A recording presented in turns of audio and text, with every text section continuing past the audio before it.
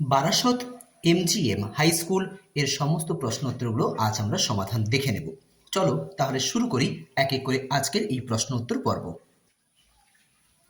আজকের প্রথম প্রশ্ন, স্পেকট্রোফটোমিটার যন্ত্রে কোনো একটি সালোক সংশ্লেষীয় রঞ্জকের শোষণ বর্ণালী গ্রাফ দৃশ্যমান আলোকের 400 ন্যানোমিটার থেকে 500 ন্যানোমিটারের মধ্যে হয়।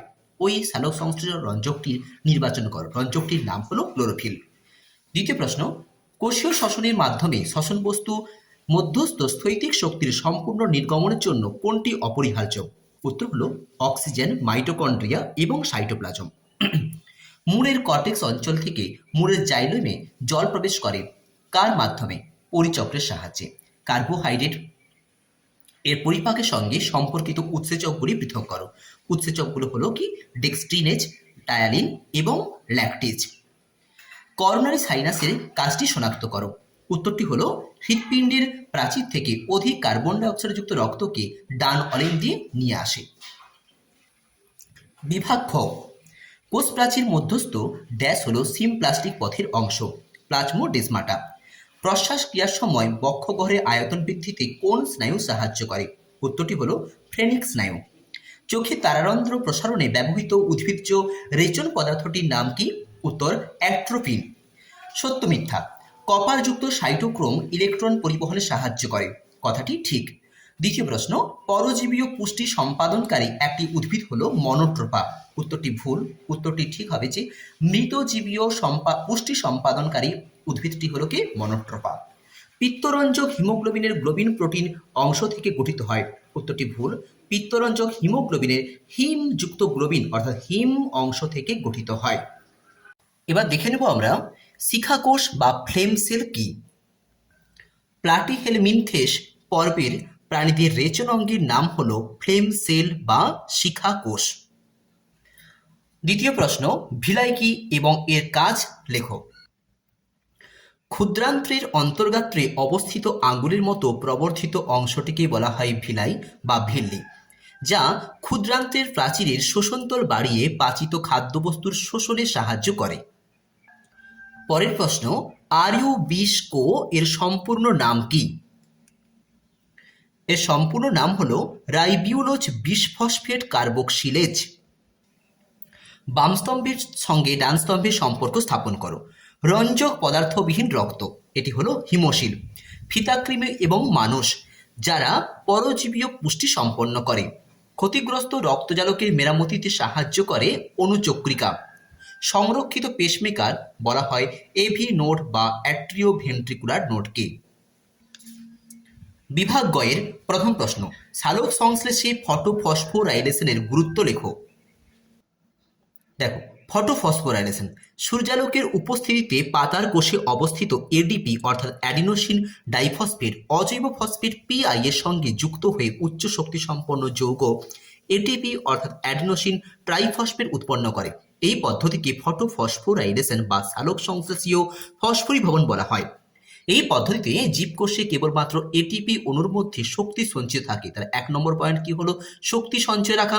2 নম্বর পয়েন্ট, এটিপি সালোক সংশ্লেষের আলোক নিরপেক্ষ দশাগুলির জন্য বা বিক্রিয়াগুলির জন্য প্রয়োজনীয় শক্তি সরবরাহ করে। পরের প্রশ্ন, দিনের বেলায় উদ্ভিদের জল শোষণের হারের তুলনায় বাষ্পমোচনের হার বেশি হলে কি ঘটবে এবং কেন? উচ্চ তাপমাত্রায় এবং বায়ুর কম আর্দ্রতায় উদ্ভিদ দেহে জল শোষণ অপেক্ষা বাষ্পমোচনের হার বেশি হলে, অর্থাৎ যেটি প্রশ্নটি করা হয়েছে, তাহলে জলের ঘাটতির ফলে উদ্ভিদের কাণ্ড এবং পাতা ইত্যাদি নেতিয়ে পড়ে। একে অবনমন বা উইল্টিং বলা হয়। এর ফলে কি হয় না, এর ফলে উদ্ভিদের মৃত্যু হতে পারে। পরের প্রশ্ন, শিঙ্গি মাছের শ্বাসকার্য চালানোর জন্য ফুলকা রেখে শ্বাসনল কেটে দিলে কি ঘটবে এবং তা ব্যাখ্যা করো। আমরা জানি যে ফুলকা হলো কি জলে দ্রবীভূত অক্সিজেনটাকে শোষণ করতে সাহায্য করে, কিন্তু শ্বাসনল যা অতিরিক্ত শ্বাসনল হিসাবে কাজ করে, তা যদি কেটে দেওয়া হয় কি ঘটবে তা ব্যাখ্যা করো।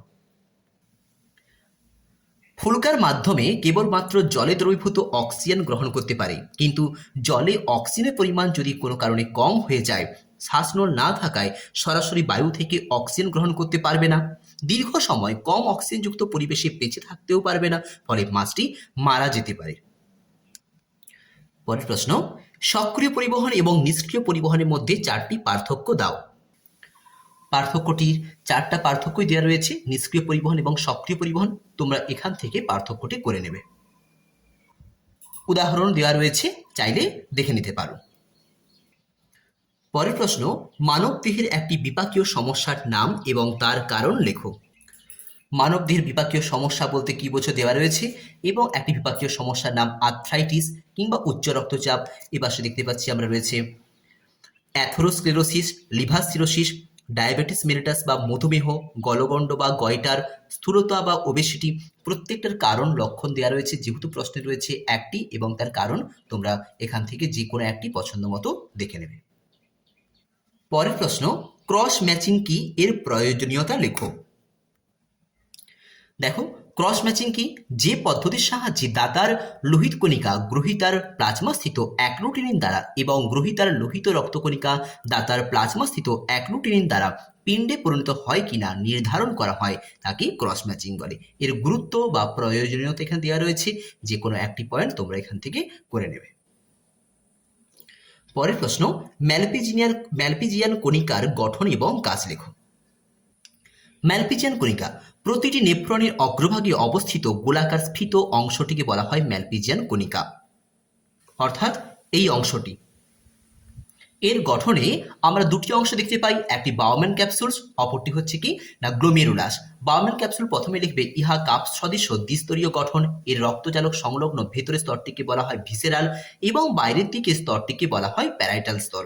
গ্লোমেরুলাসে বাউম্যান ক্যাপসুলের অবতল খাঁজে অবস্থিত ধমনীর জটকে বলা হয় গ্লোমেরুলাস।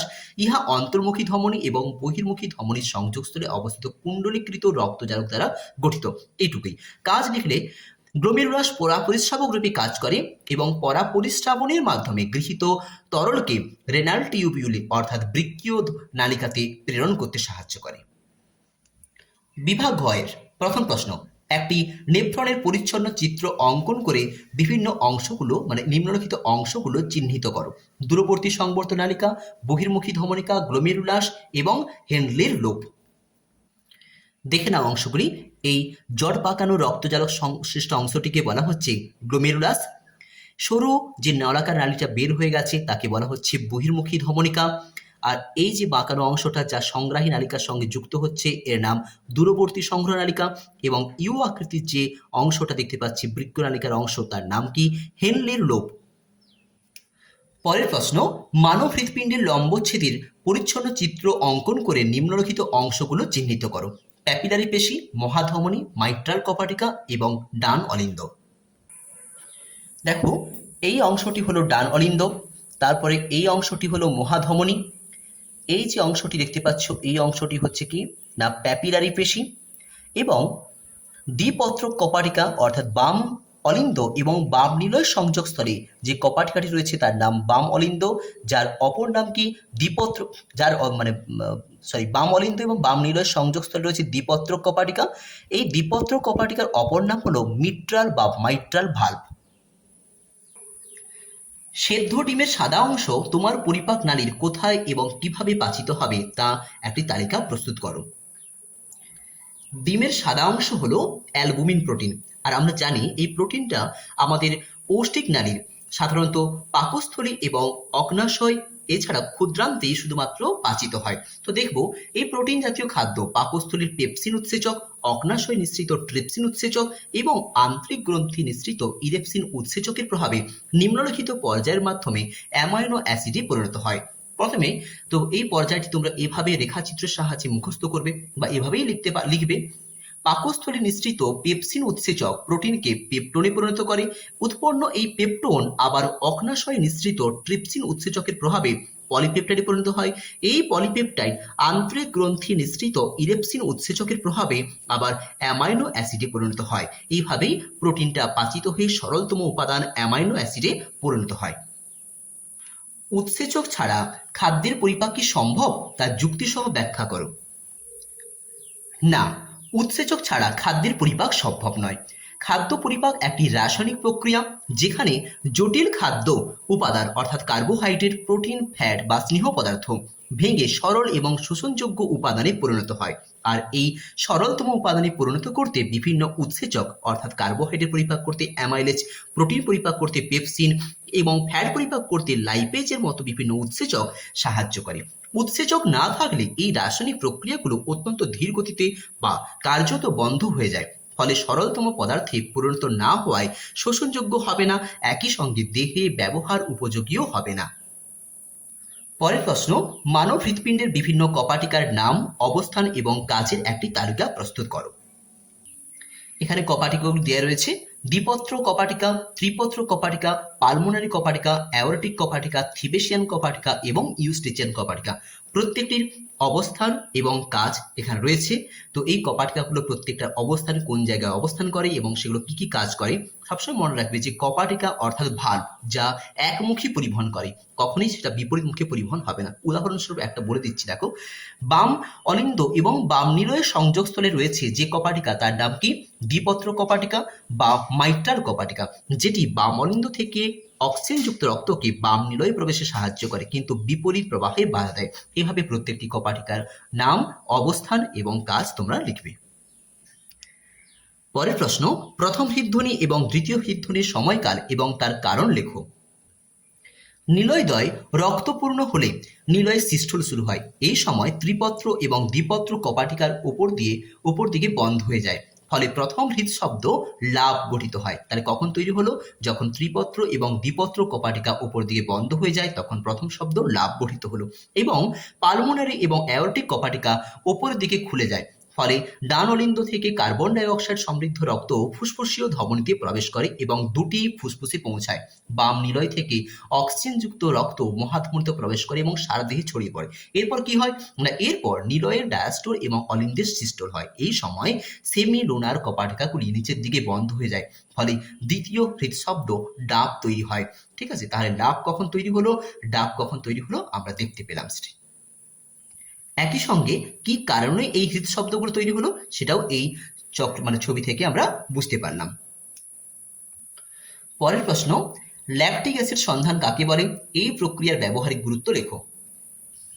ল্যাকটিক অ্যাসিড সন্ধান যে সন্ধান প্রক্রিয়ায় ব্যাকটেরিয়া অর্থাৎ ল্যাক্টোব্যাসিলাস এবং পেশিকোষে অক্সিজেনের অনুপস্থিতিতে উৎসেচকের প্রভাবে গ্লুকোজের অসম্পূর্ণ জারণের ফলে ল্যাকটিক অ্যাসিড উৎপন্ন হয় এবং খাদ্য মধ্যস্থ শক্তির আংশিক মুক্তি ঘটে, তাকে ল্যাকটিক অ্যাসিড সন্ধান বলা হয়।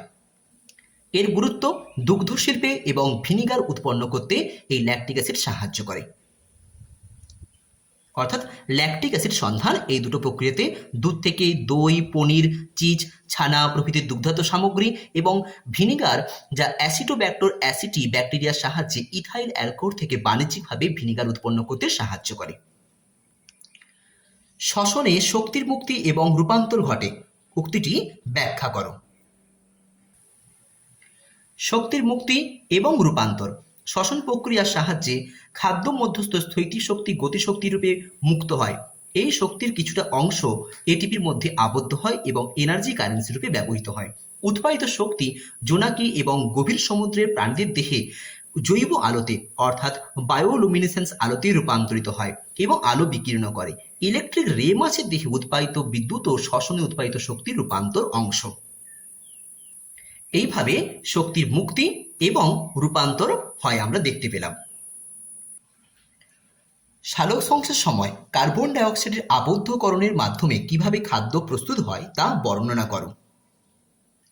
এই প্রশ্নটির জন্য আমরা অন্ধকার বিক্রিয়ায় যে সকল ঘটনাগুলি ঘটে তা পর্যায়ক্রমে লিখব, অর্থাৎ কার্বন ডাই অক্সাইড স্থিতিকরণ বা আবদ্ধকরণ, পিজিএলডি উৎপন্ন হওয়া, গ্লুকোজ এবং আরইউডিপি বা আরইউবিপি উৎপন্ন হওয়া, তার সঙ্গে সঙ্গে গ্লুকোজ সংশ্লেষ। এই পুরো প্রক্রিয়াটা তোমরা লিখবে, তার সঙ্গে চক্রাকার যে পদ্ধতি রয়েছে সেটা দেবে। তার এই প্রক্রিয়ায় কিভাবে কার্বন ডাই অক্সাইডটা আবদ্ধ হলো, এই যে পিজি এর মধ্যে প্রথম আবদ্ধ হয় যার জন্য একে বলা হয় অঙ্গারাত্মীকরণ, আমরা জানি এটা, এবং একই সঙ্গে সঙ্গে কিভাবে গ্লুকোজ উৎপন্ন হলো বা খাদ্য উৎপন্ন করলো তা এই ছকের মাধ্যমে বা এই ছবিতে মাধ্যমে আমরা দেখতে পেলাম। এর পরের প্রশ্ন, ক্রেবস চক্রকে টিসিএ চক্র বলে কেন? আমরা জানি ক্রেবস চক্রের প্রথম উৎপাদিত বস্তু হলো কি? Citric acid.